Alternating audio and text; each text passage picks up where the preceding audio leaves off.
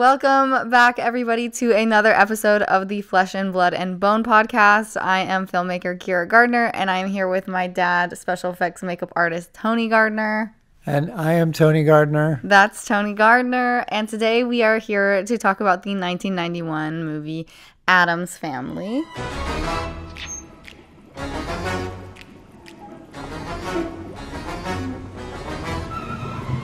With Angelica Houston and Raul Julia. And Christopher Lloyd. Right, and Christopher Lloyd. And Christina Ricci. And so many amazing actors. So we left off the last episode. You can go still listen or watch it on the 1990 Sam Raimi film Darkman.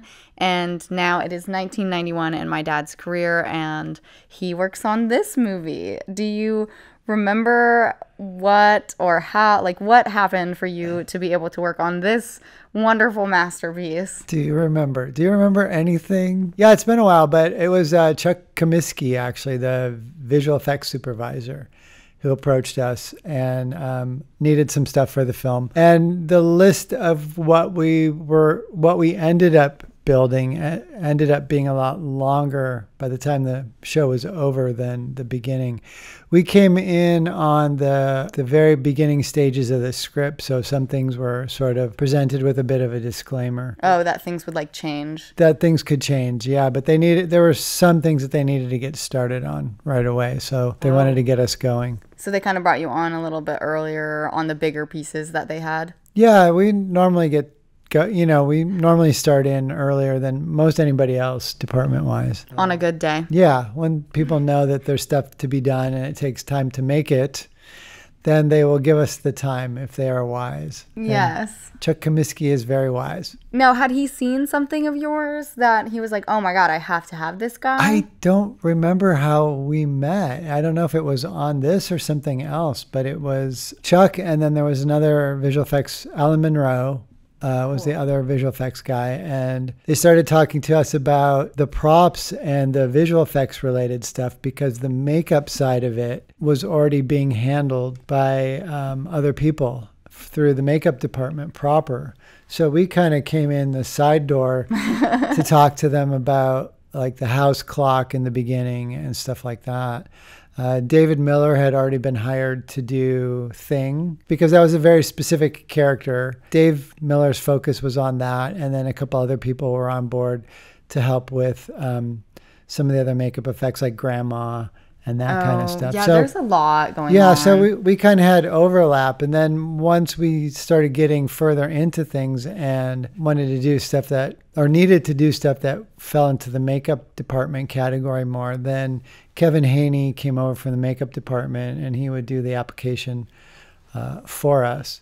Oh, I see. So it was a big blending of multiple pieces. It was great because everybody communicated really well, and they figured things out in advance. So yes, there's no confusion. This movie is, coincidentally, my dad works on a lot of movies that happen to be my favorite films.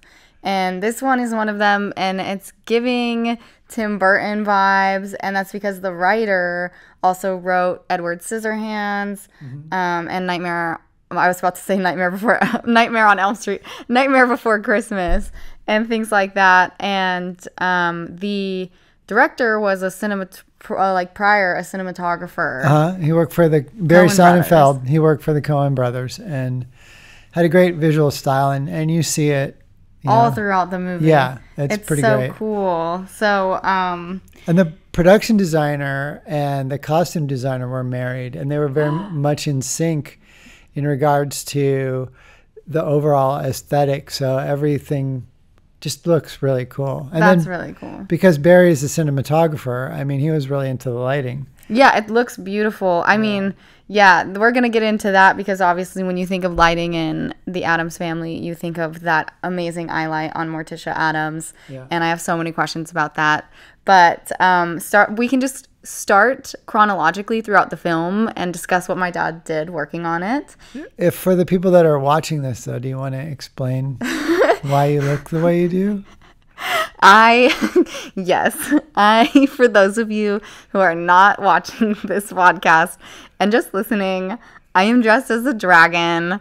I made the commitment of dressing up as something my dad has done on each of these films, and like he just said, another department was already, in there for the makeup, so it's not like he did any of, Fester's makeup or anything like that, but he did a key prop that's in the movie. We'll discuss later. So I dressed up as the finger trap that's like halfway or in the first act of the film from Emperor Wu. So I am dressed as the finger trap from Emperor Wu. It's really important. It's a generational family heirloom. So that's why I'm dressed like this. There you go. And we'll get into that. But if you haven't seen the Addams Family and you want to go watch it before you listen to this, by all means do so. And if not, I can give you a quick recap of the film starting now.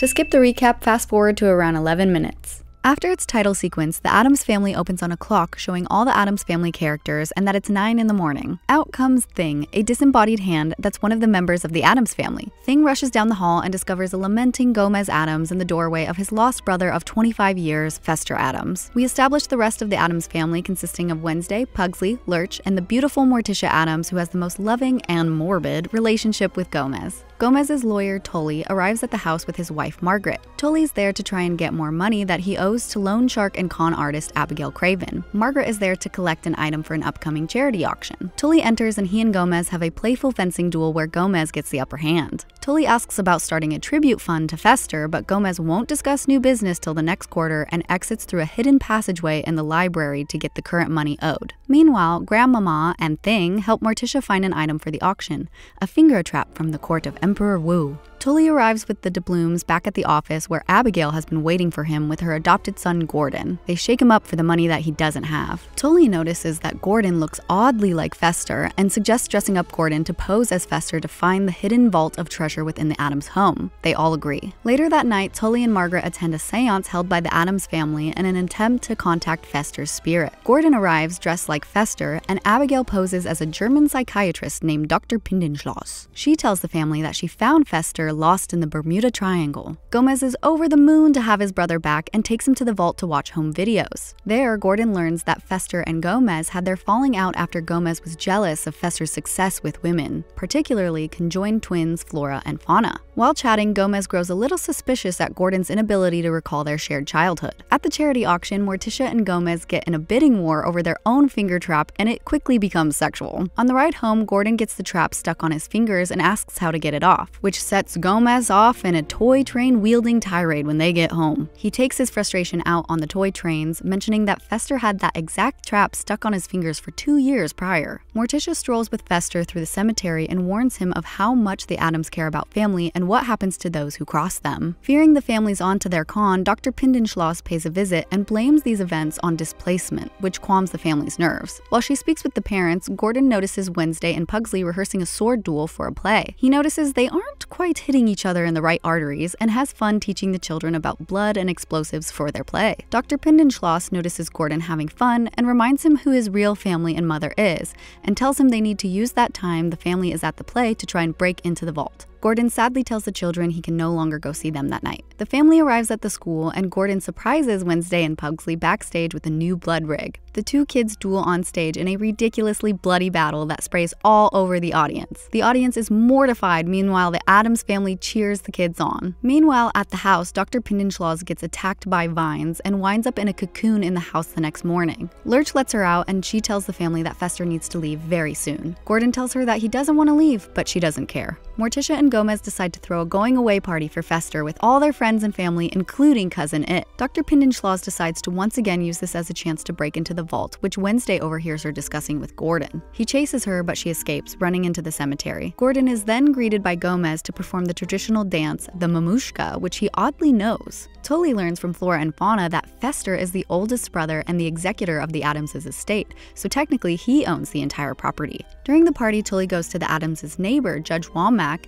and entices him with a deal of getting rid of the Addams for good. Womack signs off on a restraining order placed on the rest of the Addams family. Tully kicks the rest of the family out and says it's Fester's doing. Morticia asks to speak with Fester, and Tully says no. Dr. Pindenschloss, aka Abigail, Fester, and Tully continue to try and find access into the family's vault. Meanwhile, the Addamses move into a motel and try to find real jobs. Morticia tries to be a preschool teacher, Wednesday and Pugsley try to sell lemonade, and Thing becomes a courier. They all continue to try and fail, while Gomez slips into a deep depression. Morticia sneaks out one night to go confront Fester at the house where she is captured by Tully and Abigail. They start to torture her on a medieval stretcher to get her to tell them where the vault is. Good thing Thing followed Morticia and sees this and races back to tell Gomez in Morse code. Gomez rushes to Morticia's rescue and sword fights with Tully, once again getting the upper hand. However, it is no match for Abigail, who brought a handgun to the party. She threatens to kill Morticia if Gomez doesn't give her the family fortune. In her rage, she lashes out at Gordon, who then turns on her. He uses a magical book from the library that conjures up a hurricane. He, Tully, Abigail, and the family's polar bear rug are thrown out of the window, and Gordon is struck by lightning. 7 months later at Halloween, we see the family all together. Turns out Gordon actually is Fester, and Abigail really did find him in the Bermuda Triangle, but with amnesia. It wasn't until the lightning strike that Fester truly regained his memories. Margaret shows up, now dating cousin It, and he's dressed like a cowboy. The whole new family goes out to play Wake the Dead for the evening, and the movie ends with Morticia telling Gomez that she's pregnant, and the two kiss. And we're back from the recap. Amazing. That was the Addams family.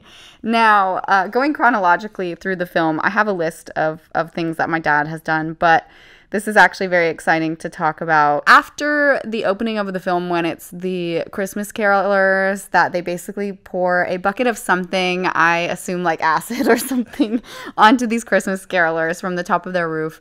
It has the title sequence, and then there's this clock that has all the Addams family characters on it, and Gomez comes out and motorboats Morticia. There's like Lurch sweeping in the doorway. You're talking about in the clock. In the clock, sorry. There's figures of all the characters yes, that are part of the clock, and that's what the figures are doing. Yes, sorry. I mean, he would do it in real life too, but in the clock, he's kissing her. It makes a kissing noise. It makes a kissing noise, but he's kissing her titties. Yes, she's bending back and he's bending forward. Exactly. So he's motorboating her. Anywho, it's this beautiful clock that my dad's department did. If you're just listening to this, I very much advise you to go watch this on YouTube, because my dad had some tapes, some high 8 and mini DV tapes that I transferred into MP4s, and I have a lot of behind the scenes that his department shot from this film that are really awesome, but they have some clips of building this clock and things like that. And it lived in my dad's office here in his special effects shop for years and years and years. This clock has been like part of my childhood. Yeah. Yes. So tell us about this amazing clock. Well, it's based on the house, the Addams house. And it's sort of like a compressed version of the house. And then the idea was there would be different levels where figures could come out and do stuff. Lurch comes out of the front door and he sweeps the front. There's 2 windows that open on the mid-level, and one is Pugsley pulling a chain down and Wednesday being yanked up by the neck. And when she hits the top, her legs flip out. And that's done to the beat of the hour. The sweeping is done to the beat of the hour. The very first thing that happens is Morticia and Gomez come out, sort of like those old churches where they have the figures come out and walk along a path or glide along a path, and then they meet in the middle, and then he bends over and kisses her titties. That's really what it starts with. And then we as they separate, the camera starts to pull back and the rest of the clock is revealed.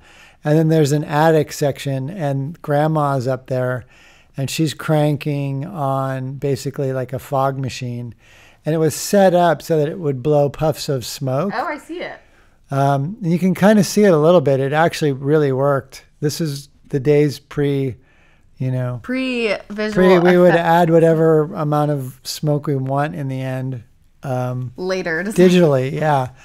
So it actually blew smoke out of the top of it. And then the idea was at the very end of the film, we were going to see the clock again.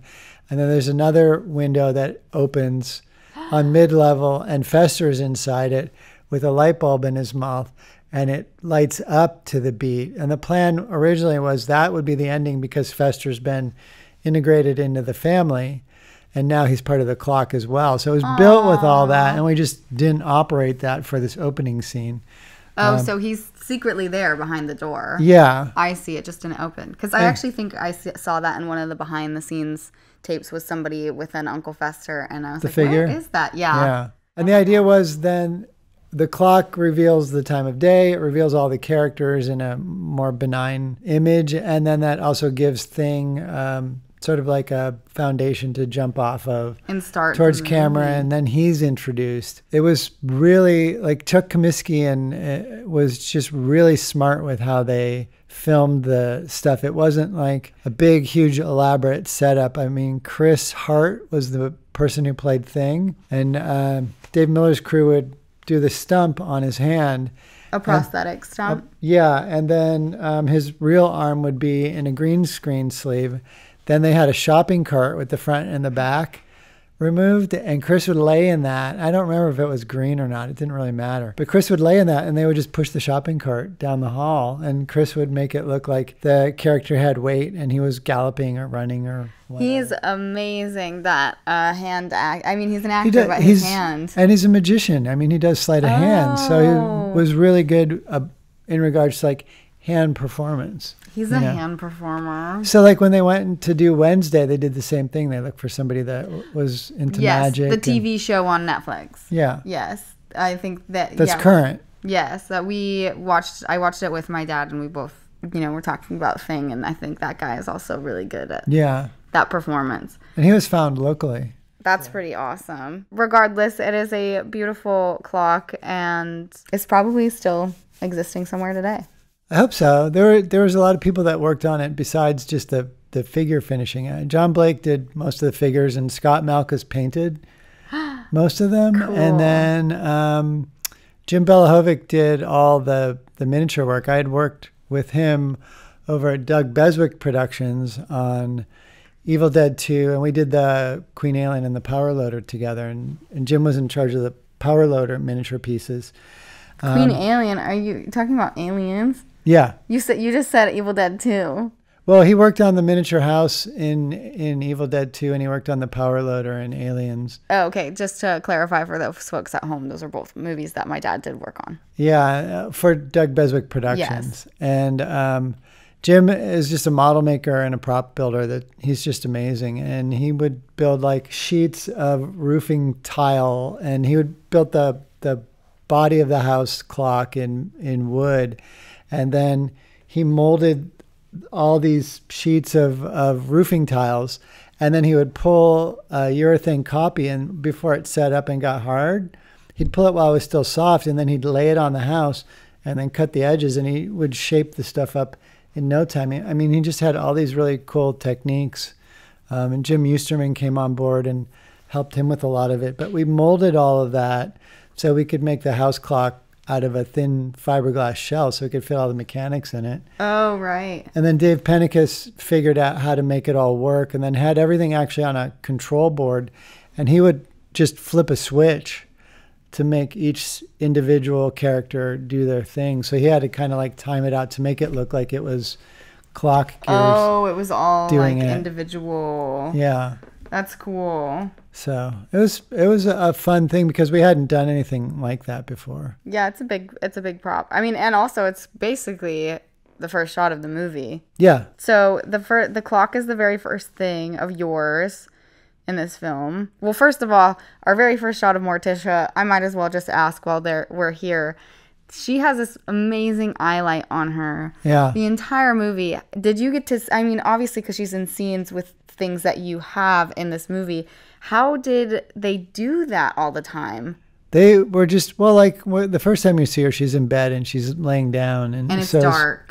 So it's really easy to control. But they had somebody there to make sure that she had an eye light. Yeah. And all the time. Yeah. It must have had to have been a really big light, though. I don't think so. I think it was just pretty close to her. It was just somebody like nearby, depending on the shot. At least the shots that I saw. That's how I remember it. But like when she's in bed, there's a nightstand next to her, and there's a potted orchid. Yes. That's actually alive, and that was supposed to be her pet that she carried around through the whole movie. Yes. That was the original intent. Oh, there you go. Yes.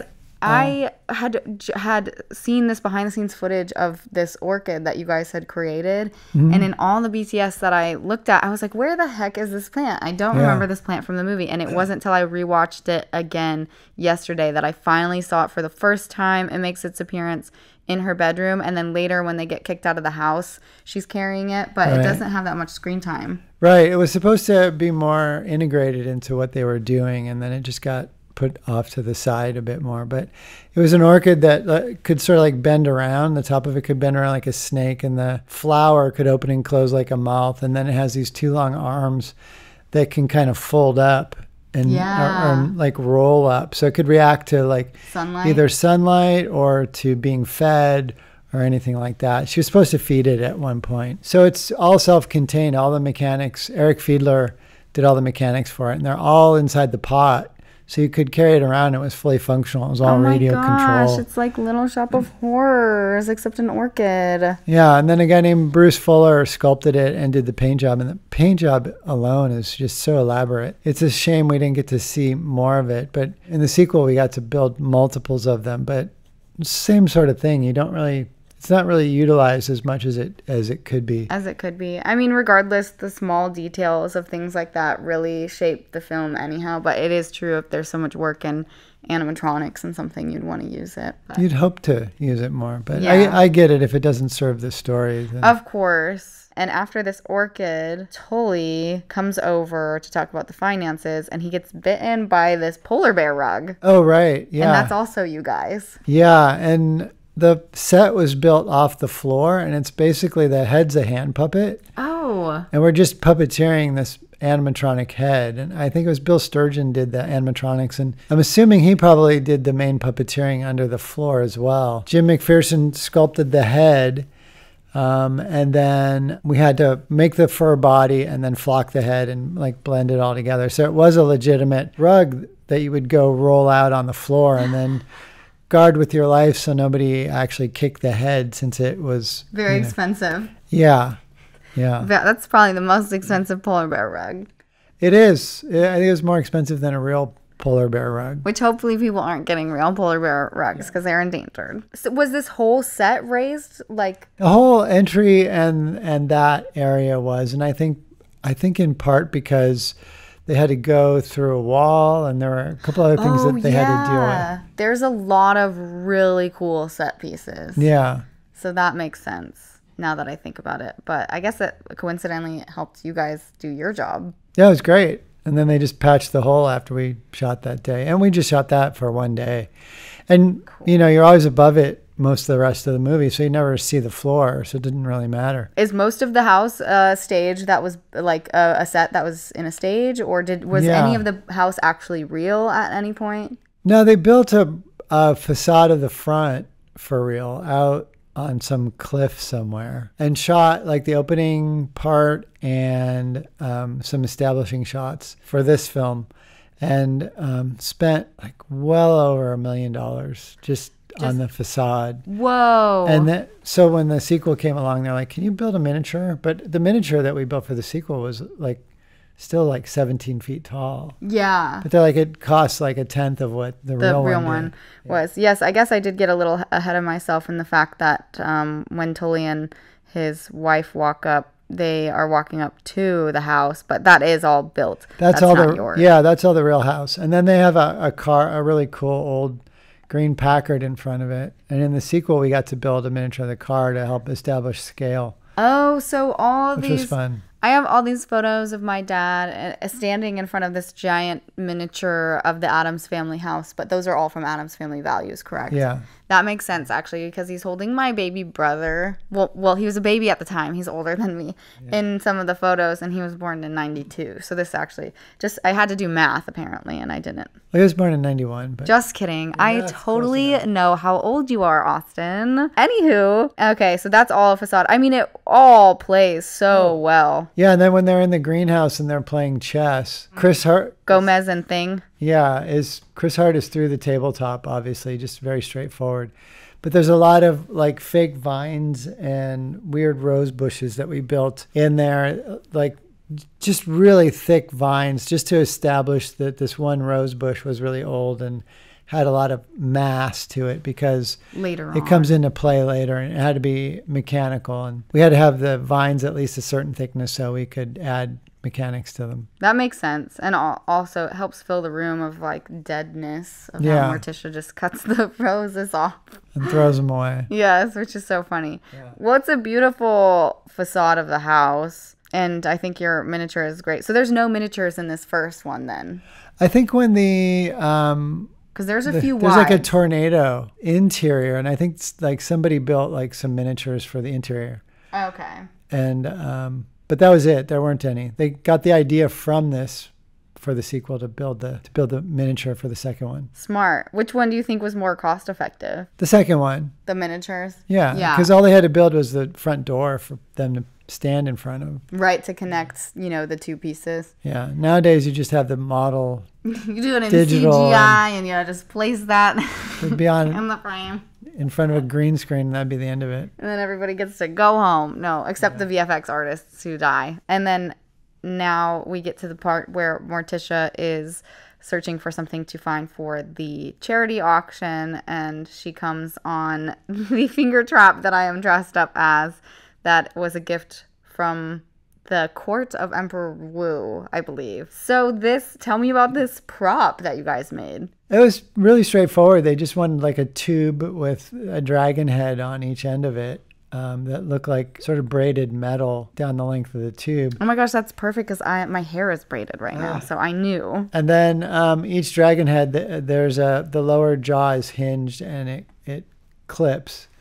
It doesn't clip hard, obviously, but it shuts on its own. And I think Lauren Githens sculpted the dragon, if memory serves. And then we built it and jeweled it and then gave it to the prop department to wrangle. And they added some extra jewels onto it and kind of jazzed it up a bit. Oh, that's cool. Yeah, so it was like very collaborative, all the processes. And was that just like a button somebody would press for the jaws to go down onto the fingers? If you push your finger in far enough, your finger pushing in actually pushes the button that closes the jaw. So there wasn't anything happening. They just put some sound effects in there to make it seem like there was a button involved. But there is not. 'Tis not a button. That's cool. Yeah, their sound effect choice is like almost like a very small bear trap. Yeah. Which is cool. The way that they play with sound in this movie is so funny. Yeah. Everybody in this, I mean, the casting I thought was so good. Dana Ivey. She had to be the straight man, but it sort of like balance being repulsed and I mean, just so many things that she had to work with. She does such a great job. Yeah, she reminds me again, kind of going back to the production design and costume, but of the moms in Edward Scissorhands. As far as the look goes, but obviously played different. Yeah, like a very coiffed hairdo. Yes. Like super rigid, hard. It's just such a great extension of the character. Yeah. This guy's good too, the guy who plays Tully. Yeah. This guy who plays Lurch, Carl Strucknine. Am I crazy in thinking that he's the same guy who plays the giant in Twin Peaks? He probably is. Yes. Carl Strucknine. Oh my gosh. Nicest guy. Okay, so the guy who plays Lurch is the same guy who plays the giant in Twin Peaks. Does he have dialogue in Twin Peaks? Yes. Oh, good. Like very little, if I remember he didn't correctly. have much to say as Lurch. No. But he was great. He's just got a great look. I believe he passed away not too long ago. Oh. But he's really great. And it's so weird because my dad, so unbeknownst to me, before falling in love with the show Twin Peaks, as a side note, that I became obsessed with in college, I didn't realize that my dad kind of like collected, working with the Twin Peaks cast, like Pokemon cards throughout his career, like Machen Amick, this man right here, Kimmy Robertson, Dana Ashbrook, all of these people. It's so funny over different movies. On different shows, yeah. It's so funny. So now you have worked with the Giant, which I believe he's in one of the behind-the-scenes clips that you guys had on your own. Yeah, somebody, that's cool. I think from my dad's shop had a camcorder. Yeah, they let us film a lot of stuff, which is really great. And was just running around, which is how I know the front foyer is this massive set, and somebody does a walkthrough of it. I'll have to show you. Okay. It's really just goes to show the detail of the production design. Oh, it's beautiful. It's so pretty. I think the production design and the fact they had all the sets up helped steer them right into a sequel so soon, because the sequel was like within a year and a half. Oh, so were those still there? Like they hadn't torn them down yet? I feel like we used a bunch of the same stuff. That's amazing. And then Christopher Lloyd. Did you meet this man? Tell us about this man. We didn't really. I'm trying to remember the order of films. We worked with him on a movie called Fate, Totally Worse Than Death. I think it was after this.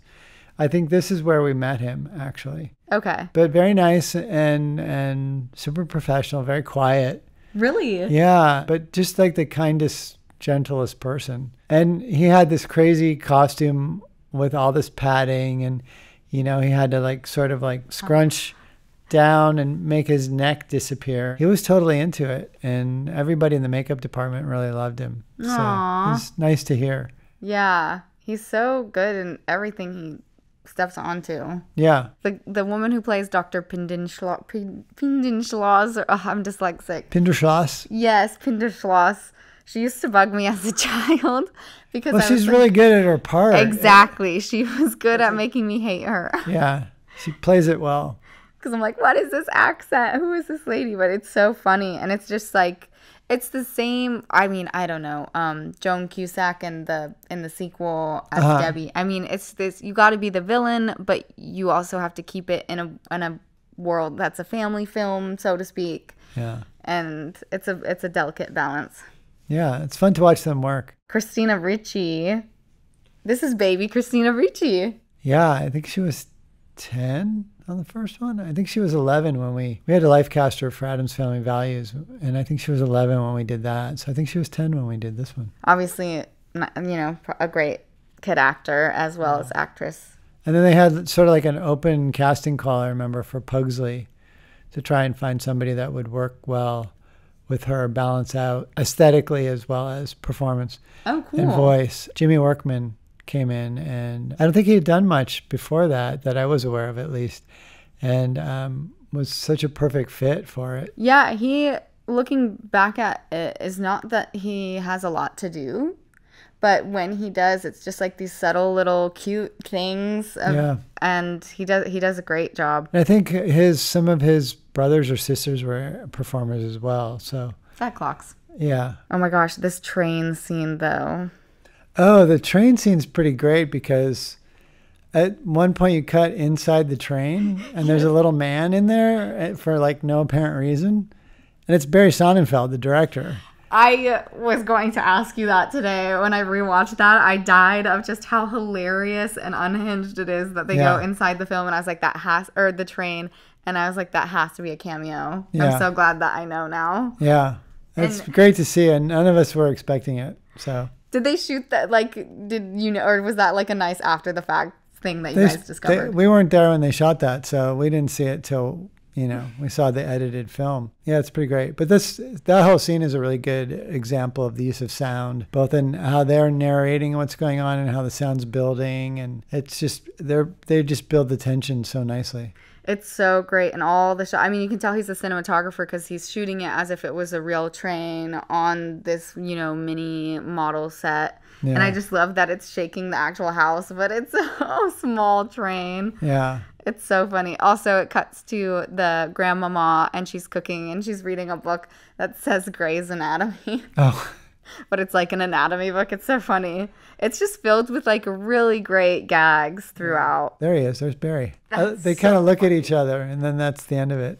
It's pretty great. That's so funny. And the way that Raoul like laughs at him is so funny. Speaking of Raoul, how was this man of a human being, of a gem? Oh my God, amazing actor.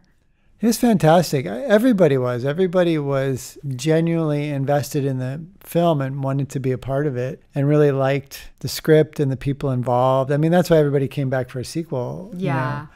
That doesn't happen very often, like especially right away, especially back in the 90s. But it was genuinely such a great experience, and everybody was pretty on their A game, like every department. There's just so much great stuff in it. It's like, how could you not be excited to go to work. He was fantastic. He was super gracious. Angelica Houston was basically sewn into her dress. She couldn't really walk. I remember they put her in a golf cart once to get her from her trailer to set because all she could do was kind of shuffle. Oh, it was for a full body shot, so it was really closed at the bottom. So she's in a golf cart, but she couldn't really sit in the golf cart, so she's kind of propped up in the back on the outside seat on the very back, kind of at an angle, just full body like a piece of wood. That's so funny. But just being so calm and collected and casual about it. And that's when you knew everybody was definitely invested in making sure that they wanted it to all look really good and be true to the source material. If an actor isn't complaining and is excited to be there when they're wearing something that it's very hard to go into the bathroom, then you know. I don't even know how that worked. Yes, for her. We don't even know. I'm sure they had to like sew her out of it for that.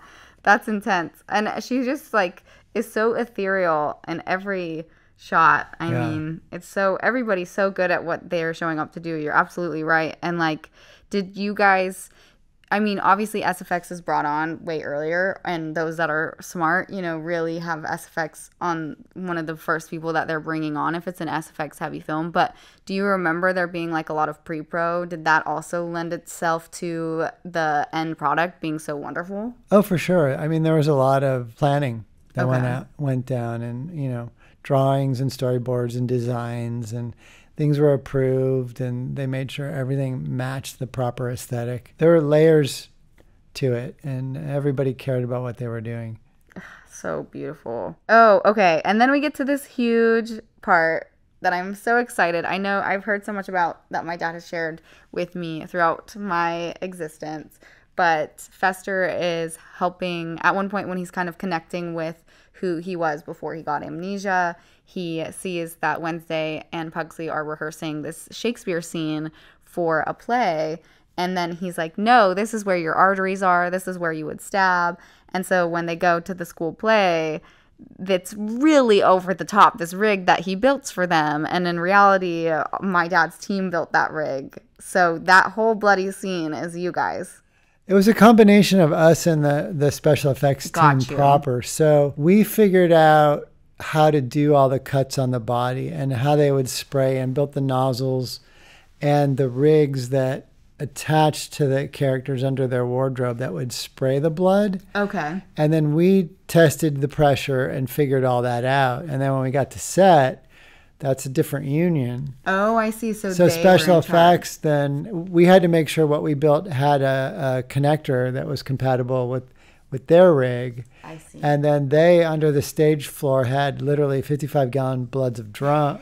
55-gallon drums of blood that our rigs could connect to. And then they were in charge of making it pulse. And then when we cast Jimmy Workman to do the rig for his arm falling off and to make the fake arm, we built it so that it had enough depth in the shoulder stump where we could fit the special effects department's preferred nozzle for that, because Barry Sonnenfeld had told them he literally wanted it to look like a shower head. Oh my God. Special effects had gone out and bought a ton of shower heads and tested all of them to figure out what Barry wanted. Then they brought a shower head to us and said, build this into your rig so that when the arm comes off, this is facing out and we can pump our blood through this. Okay. So then it worked flawlessly, because I mean, we're working with kids for the day. Right. And we had all these body rigs for them to wear. And then the fake arm for him. And then Christina is supposed to get sliced across the neck. So obviously that had to be a prosthetic. So we designed a whole nozzle system and tubing that she could wear on her neck. And then we built a prosthetic, a foam neck that fit over top of that had a cut line that lined up with where the nozzle was. But we couldn't glue it on. That was another department. So that's where Kevin Haney came in and came over from makeup. And he glued Christina's neck prosthetic on over our stuff. Wow. And then special effects pumped the blood out of that. So it's like we figured it out, prototyped it, built it, got it signed off on, and then everybody's collaborating on everybody's making it work. I see it. And in Pugsley's actual arm stump, is it an actual shower head? It is. Top? Oh my God, that's hilarious. Once his arm comes off, that's why he just wanted it to spray so extreme. And you can see like he's sort of keeping the fake arm off camera. When they're in their fighting stage. Like right there, and then he turns and it's a static straight arm. And then I think we had it on a cable so he could just pull. And then it's like the reference point was obviously Monty Python, to which all of us were like, yeah, duh, we're totally there. And the fact that it just keeps pumping while they're standing there and Christina's delivering her last lines was kind of great because she could move her arm around and she could aim the blood at people. Was she super into that? Oh yeah, she was great. Oh my God. That's and then hilarious. when they had the people in the audience showing them reacting, then it's literally the special effects department with a big sprayer just nailing all those people in the front. The music, the shot, like the editing, everything about this scene is fantastic because it's this Shakespearean music, and it cuts to this like static shot after everybody goes crazy of the aftermath of the blood. It's just so amazing. And Barry was adamant that anybody who got sprayed with blood was just so mortified that they weren't moving. So in this instance, the Addamses are the ones that are super alive and clapping and so excited. So it was a nice flip of how it was when the flower people were on stage and all the other people were like super into it, and Morticia and Gomez are like, we're so bored. How was cleanup at the end of the day for that? Well, fortunately, we weren't the special effects department. Oh, true. It wasn't so your we didn't department. have to clean up. You didn't have to clean up great. Anything. I love that. Yeah. Yeah, and out of those, all of those gallons of blood, did you guys go through all of the gallons? I think they did. We did several takes, and then what wasn't used on stage for them slicing each other was used to spray the audience. That makes sense. They went through quite a bit. Wow, which is crazy. I firsthand got to experience seeing literal gallons of blood when I was recording the behind the scenes for Studio 666, that my dad does this gag where two people get chainsawed in half, and that was crazy idea. Amounts of blood. So basically something similar to that. Yeah, just insane amounts. And fortunately, he's standing on a wooden stage, so they just drilled a hole through the stage floor and ran the tube up his leg. Could make it super easy. Yeah, and we shot in a real theater by Westwood. I remember they had to leave the theater in the same condition that they'd rented it. So they were very, very involved in making sure every last little bit was cleaned up. But when Christina's arm is spraying, it was shooting like 40 feet. Oh my gosh, like did you hit the ceiling? When we did the testing back at Alterian prior to it, we were testing it with water most of the time. Smart. But we did one where we wanted to show how the blood would read against the dark wardrobe and what might need to be done and all that kind of stuff. So we shot in the shop, and I was Pugsley and your mom was Christina.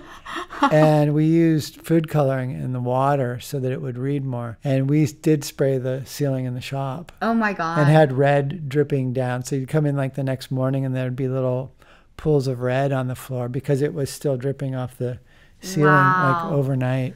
That's some good blood pressure. Yeah, so it was really fun to figure all that out, and then to see the payoff be as successful as it was. Oh my gosh, the kids were so great. So, and it's just without even, they're so not even there's no flinch, not anything. No, they're very nonchalant about all of it. Yes. Yeah. So good.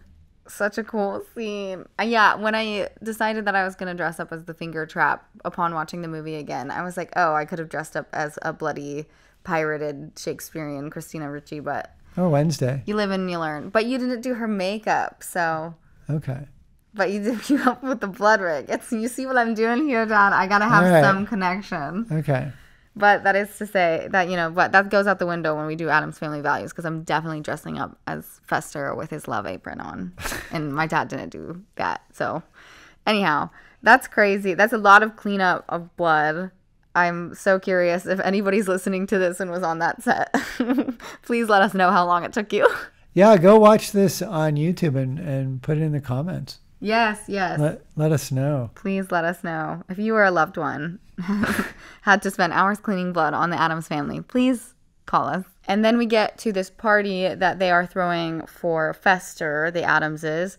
And it's a great, not only is it an amazing party filled with so many details, but the transition to it is absolutely beautiful, where Gomez and Morticia are dancing and she takes the sheet and she whips it across camera, and then it transitions us right into the middle of the party. It's so smooth. It gets us there. Now tell us about this party scene. There are so many people that you are involved in doing makeup with, so to speak, or fake snake clarinet. There's instruments, there's prosthetic characters, there's so much stuff. I mean, there's the guy playing the snake. It's an animatronic snake that moves around and the mouth opens and closes, and it's supposed to be like a snake saxophone. Then there's a guy playing a clarinet, but he has like 18 fingers. Oh my God, I didn't even notice that. He's got an extra 4 fingers on each hand, and we made a clarinet that plays itself, basically. I think Bill Sturgeon did that one. And then the prosthetic fingers that are on the actor are glued to the keys that function. So it looks like he's playing, but it's the clarinet moving, and the fingers are just glued on and along for the ride, basically. Then it's like blink if you miss it. There's a bass player who only has one arm. And it's growing out of his chest, the middle of his chest. He has no arms to his sides. The conductor for the orchestra is actually Mark Shaman, the composer. Of the movie? Of the movie. Oh, that's fantastic. And they put giant like mutton chops on him. And the Irish looking guy. Yeah. Oh, amazing. Yeah. Then there's a guy in the party whose name is Long Arm Addams, and his arms are so long that he's basically has his hands on the floor and his feet on the floor, and he's resting, and he looks like a chair because his arms are so long. Oh my gosh. But there's just tons of family members in there that are all odd. And then there's Dexter and Donald that are male Siamese twins. And then there's Flora and Fauna, who are female Siamese twins. Yes. And they're different groupings. Flora and Fauna are full bodies that are like harnessed together. And Dexter and Donald are 2 heads and 2 arms. Right. The body grows from the waist up into a V. And then there's Cousin It. And Cousin It was John Franklin, who's an amazing actor in his own right, and very short, and was very up for doing this. He was the main kid, I think, in Children of the Corn. No way. In the like prairie hat, had like a sort of creepy stare. Creepy child from Children of the Corn. But he wasn't a child when they shot Children of the Corn. He was older, but he's short, so he played younger. Barry Sonnenfeld said he wanted all the hair on Cousin It to be the same length and all hit the floor at the same level, instead of it being sort of like a shag, like in the original TV series where there's layers to it. So it got really heavy because there's layers coming out from the bottom, like from his knee level, that are only like a foot or 2 long, but the hairs coming out of the top of the head were 5 feet and coming out of like a headpiece. So John wore a full body rig that was sort of like a weird harness. It carried a lot of the weight on the shoulders, but there was still a lot of weight on his head. So he actually wore a medical neck brace to help him keep his head up and not have to hold that weight himself the whole time. And then he had the headpiece. And then we had 2 berets, basically. We would clip the hair open in front of his eyes when he wasn't on camera so he could at least see. Yeah. And then when it was time to go, we'd pull those out and we'd brush out the front. But that meant you had to brush all the way to the floor to keep the hair straight and looking properly groomed. So it looks like there's not much involved, but just trying to deal with the flyaways and keeping everything straight while he's moving and all.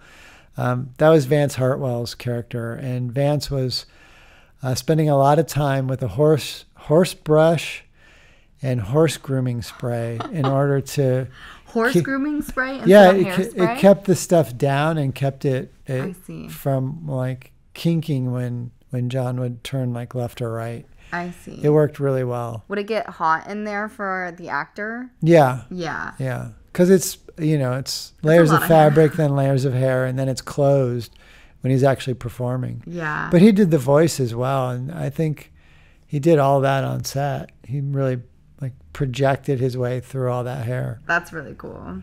And then Flora and Fauna were 2 legit identical twins. Sisters, yeah. They were totally comfortable being strapped together and doing whatever and had a lot of fun with their character. And that's just something basically holding them together underneath their wardrobe. It's a fabric harness, yeah. Okay. You have a lot of twins in your career that are connected, conjoined twins.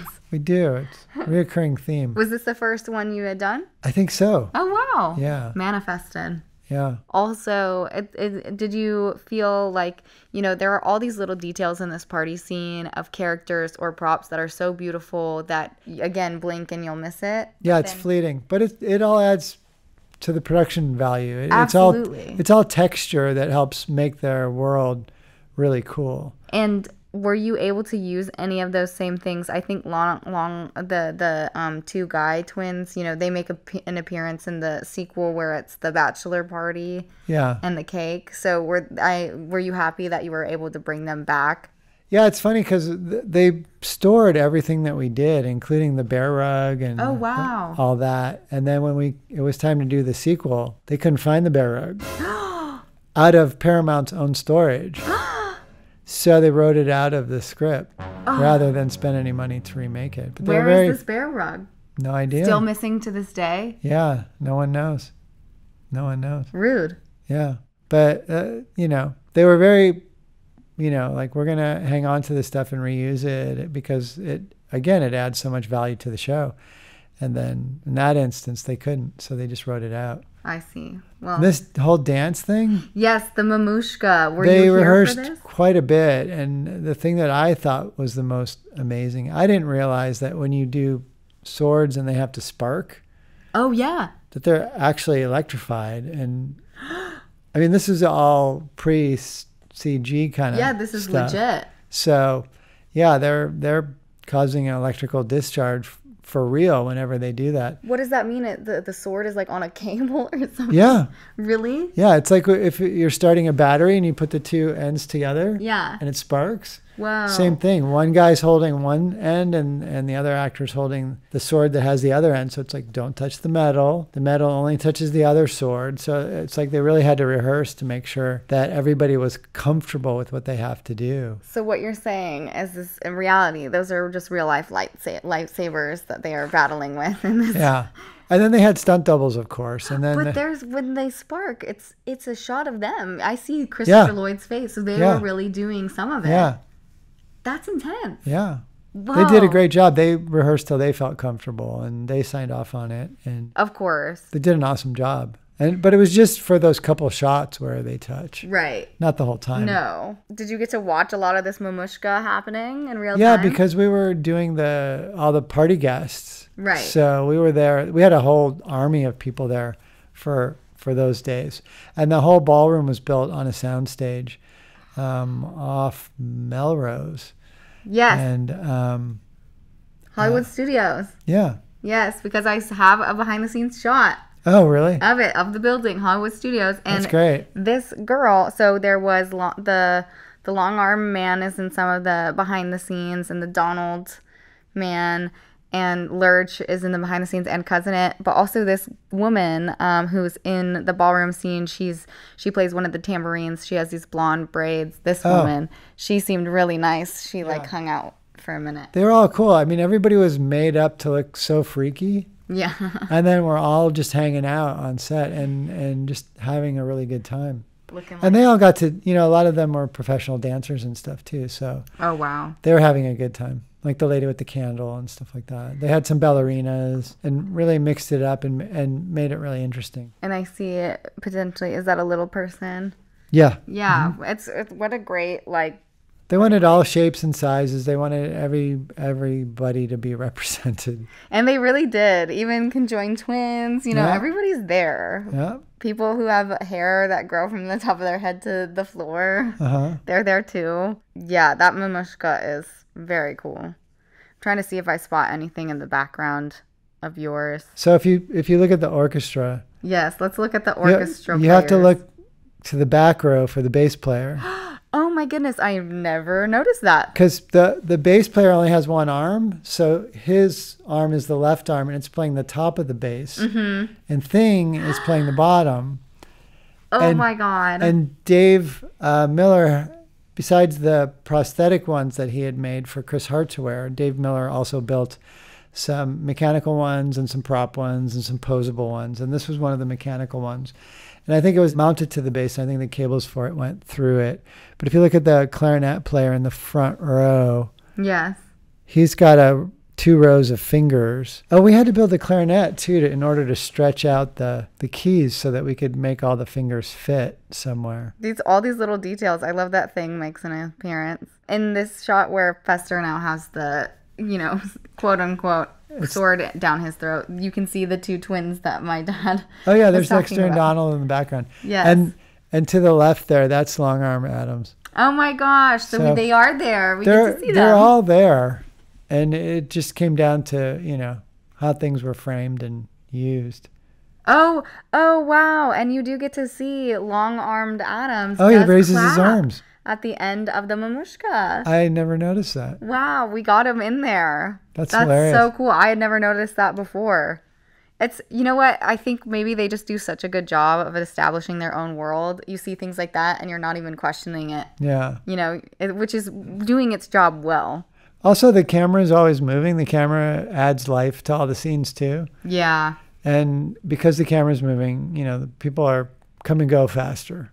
That's a good point. Wow. What a cool freaking scene to have experienced watching in real life. Did you do any of the cemetery? No, I would have loved to have done some of the tombstones. They had such great ideas for, I mean, you'd seen them in the comics, the illustrations, the Charles Addams stuff. We didn't get to do any for this. Aww. We got to build a couple of the tombstones for the miniatures in the sequel because we built the whole house and then the beginning of the yard around it.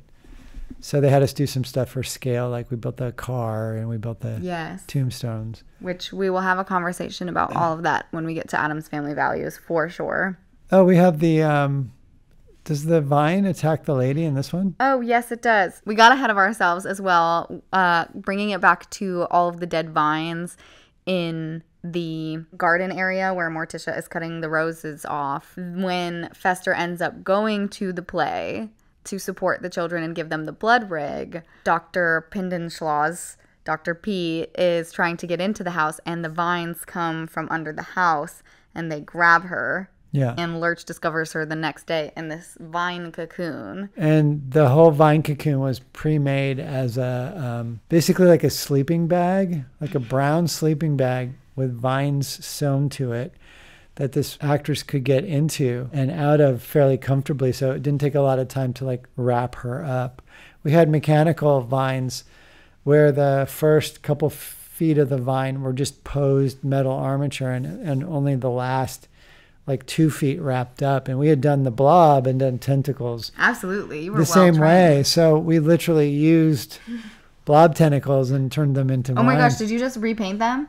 No, we took the mechanics. Oh, I see. I see. Not the actual. Yeah, and then we made the vine skins, and that was Kevin Hudson and a couple other people. And I remember the actress really didn't want to be in the whole sleeping bag of vines. So what we ended up doing was, for the shot of her close-up where you see just her eyes visible through all the vines, we took the cocoon and we kind of opened it up flat and had it on some C-stand. So it was basically like a wall with a little window in it, and she could just press her face up against the little opening, and then they just shot it really tight so that it looks like she's wrapped in it, but in reality she's just kind of leaning into a hole. So for that wide, when they show that she's in this cocoon, it's a stunt double? Yeah, it's a stunt double. But when they grabbed her and pulled her across the floor, it was her.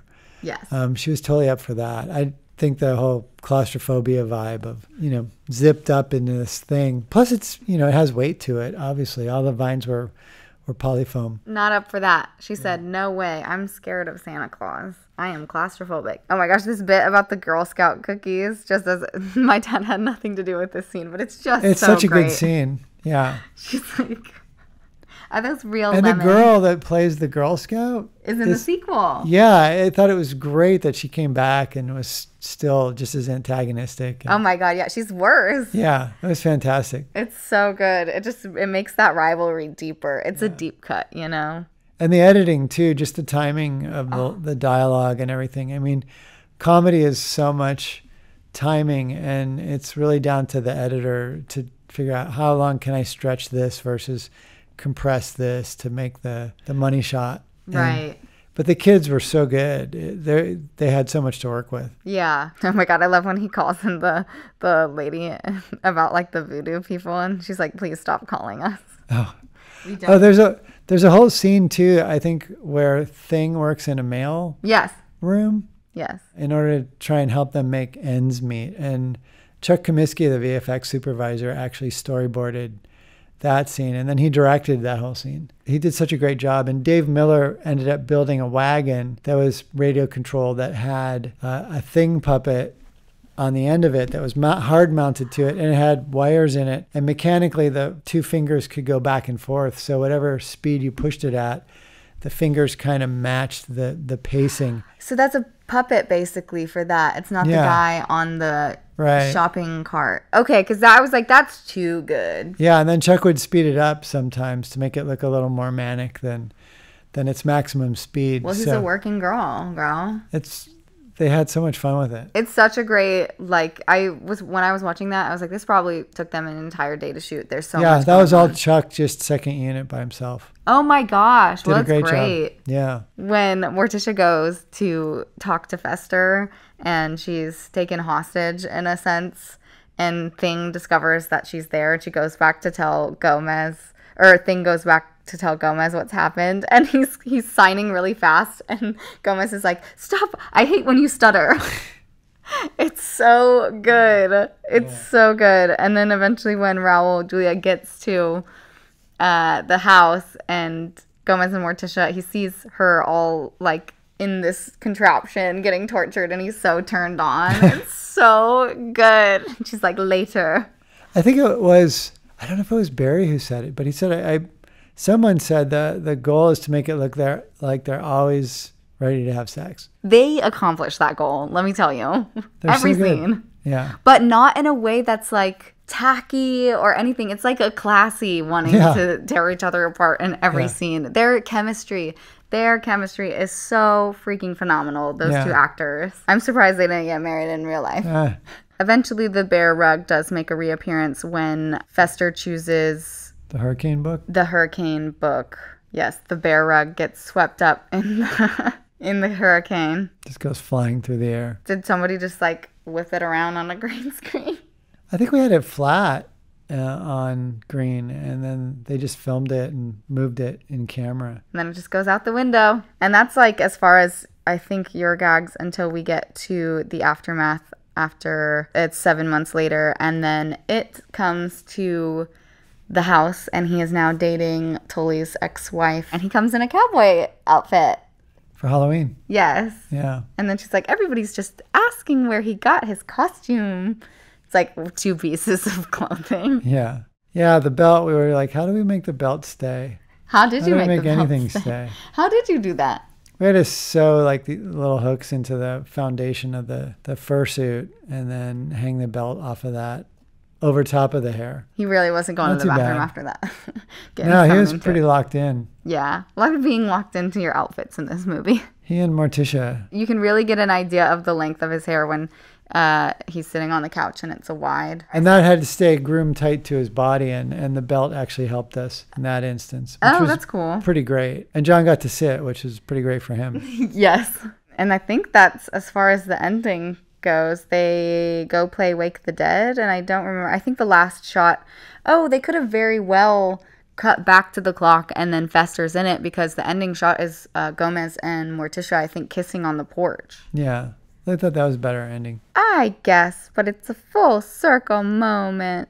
But I get it. There's this lovely wide of everything and that they have that's back in its right place. Yeah, so they had built that whole house there that you see at the end, the whole front of it. It's like the front and one side, the greenhouse side, on this hill. And I want to say it overlooked Pasadena or something like that. Wow. And it's like a big gravel area. And then they built the graveyard next to that. And then when they struck it, they're like, what do we do with all these walls? Do we keep them? And then I think that was an issue because it was just so massive. Yeah, that's huge. It's like, where do you put it? Like the same situation with the cottage and Hocus Pocus at the end of that shoot. They're like, we have this amazing cottage front, and now we don't know where to put it. Well, they had the whole cottage, and they asked David Kirshner if he wanted it. Yes. And for a split second, David, he debated. He should have taken it. Taking the swimming pool out of his backyard and putting the Hocus Pocus the cottage in, but it would have literally filled his whole backyard. I would have done it, but you wouldn't have. You never know what the film's going to be. I mean, if you know what it's going to be, I'm sure you would have rented a lot somewhere. Yeah, because what if it's and Hocus Pocus at the time wasn't received the way that it is now. So would you want this giant reminder of something that at the time was like nagging at you of? Yeah, it took a good decade or so to start catching on. Yeah, but what was do you remember the reception of Addams Family at the time in the 90s? I remember it was really well liked. I think people enjoyed the cartoons and the source material, and there had been a TV series back in the 60s or 70s. And that had been received really well, and people enjoyed it. So I think people were looking forward to seeing what could be done with it being updated in the 90s. And I thought the casting was perfect. So perfect. I'm so sad that Raul Julia is no longer with us to continue portraying Gomez, because he just did it so well. A lot of energy and a lot of joy of life. Aww. In that guy. But everybody on set was really like that, so supportive. I mean, Christina really work with Jimmy on his performance and stuff like that. Everyone was invested in the show. I love that. Yeah. What a great time. Yeah, it was nice. It's been really nice being able to work on so many genre things, but I think those are the ones that I'm attracted to, that I would want to work on anyhow, because my interest lies there personally. It's just nice when you do it and other people see it and they enjoy it as much as you do. That obviously is like a feel-good kind of thing. Because you put it all out there and then you hope people are going to like it. Right, because you never know. And art is so subjective. Yeah. And opinions are like assholes. Everybody has one. Mm-hmm. And so many people who don't understand what goes into making any movie. I mean, John Waters himself said that. It's like making any movie is really hard. Yeah. So the fact that you just made one is phenomenal in itself, even if it is bad. Yeah. Do you have anything else to add for us for this one? No, other than it was really nice to work on this film, meet all these really cool people and enjoy them, and then a year later be asked back to do the sequel and do more stuff on top of that. And to be asked to do stuff that we hadn't done before just because they trusted us. They're like, if you can build a house clock, you can build a 17-foot tall miniature of the house. So just to have people have that confidence and faith in you, it was a nice group of people to work with. And Scott Rudin and Barry Sonnenfeld, everybody were just very communicative and really able to tell us what they wanted and how it fit into that world. And it was really nice to be able to try and figure out how something was going to look in the wardrobe and be able to have the wardrobe designer tell you, well, this room that it's going to be in is going to be this color, so I'm making the outfit this color, so your design has to match with that so things read. I mean, it was like information. Nobody had cell phones, nobody had anything at the time, but information was so shared and valued on that show, and it really, I think you see it on screen. I would agree. It was genuinely a collaboration. So. Aww. What a nice, wholesome way to wrap it up. Aw, the Addams family. The Addams family. Yes, we had to do it. Well, thank you, everybody, for listening. I hope you learned something. I hope that was valuable for you. We're going to continue on with the 90s, but also get an episode in there, too, as far as, speaking to the filmmaking part of this podcast as well, of getting into the documentary film Living with Chucky that I made about the Child's Play franchise that my dad has worked on since Seed of Chucky and things like that eventually.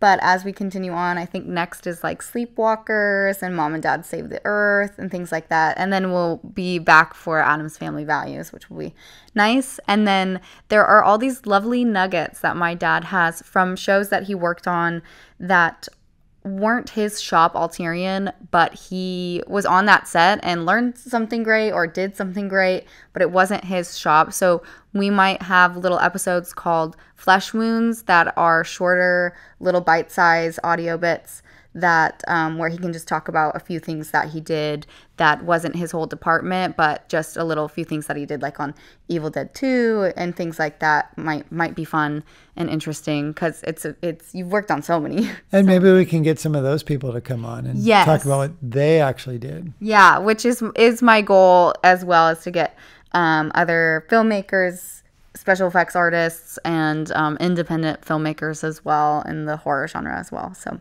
that's just what's in store for the podcast, and we'll see you next time. Thanks for listening. Thanks for listening and hopefully watching. Hopefully you're watching this. So that dragon mask has some value. Yes, it was $20 off of Amazon, and I better get some comments on this freaking dragon mask. Anywho. Well, thank you. Bye. Bye.